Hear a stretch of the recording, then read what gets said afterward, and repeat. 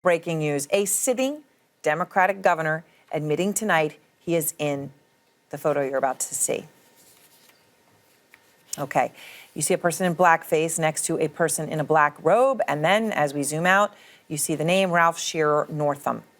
One of those people is the Democratic governor of Virginia, Ralph Northam, and he admits that one of those people is him. Yesterday, I took responsibility for content that appeared on my page in the Eastern Virginia Medical School yearbook. When my staff showed me the photo in question yesterday, I was seeing it for the first time. I was appalled that they appeared on my page, but I believe then and now that I am not either of the people in that photo. That same year, I did participate in a dance contest in San Antonio, in which I darkened my face as part of a Michael Jackson costume. Anyone else suddenly have a craving for Pepsi? Shimona!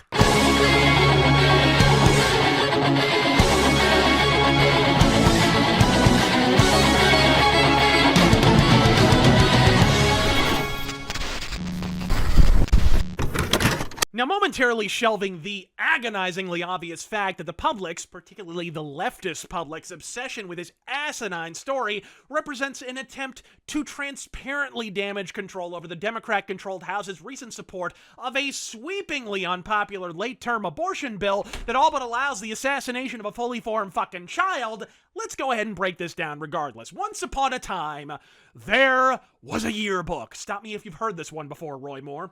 And in said yearbook, the man who would one day be elected Democrat governor in the actively disintegrating southern state of Virginia posed in blackface and or a Klan hood, and it was somehow immortalized in the pages of a 1984 school yearbook. Huh? Where the shit did you attend high school, Archie Bunker? Auschwitz? And hey, it's a good goddamn thing we're talking about all this autistic nonsense, rather than the fact that after years of unremitting Democratic leadership, your fucking state is so steeped in the opioid crisis, even the crackheads are doing downers. And just in case Michael Jackson hasn't been spit roasting in his coffin quite hard enough, Northam decided to crank it on up to turban speed, because after an initial impossibly awkward admission of erstwhile impropriety, Northam has since whirled on his shit heel and stated he doesn't believe he's actually in the photograph, and that I confused it with that time I impersonated Michael Jackson. And am I the only one who hears a 5-alarm bullshit alert every time Michael is mentioned these days? For those who watched part 2 of my Michael Jackson rebuttal last week, first,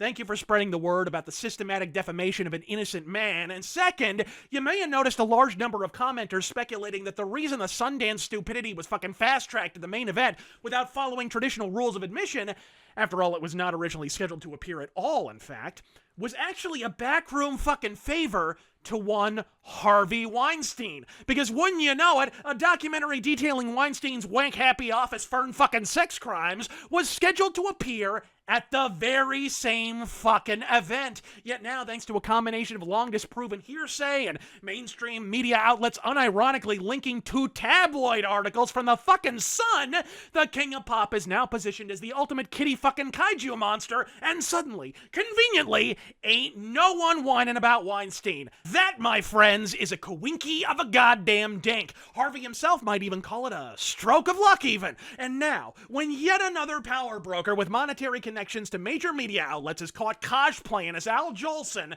they're suddenly yanking the ripcord on the Michael Jackson controversy yet again. Look, if he's Lil Abner over there, it's no more racist than chief running gag Elizabeth Warren cosplaying as Pocahontas the last 8 years to ensure she has 1/1024th of a fucking shot in the 2020 election. And if it's the other asshole, well, where's the story? All cunts have hoods. Look, gang, the Democrats are learning, believe it or not. It's the Covington cacophony all over again, folks. After stabbing the DACA dreamers in the back to forestall a fucking shutdown and taking a massive hit in Hispanic support, at least for the 24-hour period that it was actually a fucking story, boy, that Covington narrative shot the fuck out of nowhere rather conveniently, didn't it? And now, right in time for Democrats to push a pro-abortion narrative that their crucial Hispanic base find about as appealing as pre-owned tampons, would you look at that? Democrats suddenly remembered how to hand over a fucking yearbook. The DNC may be no closer to a platform 2 years later,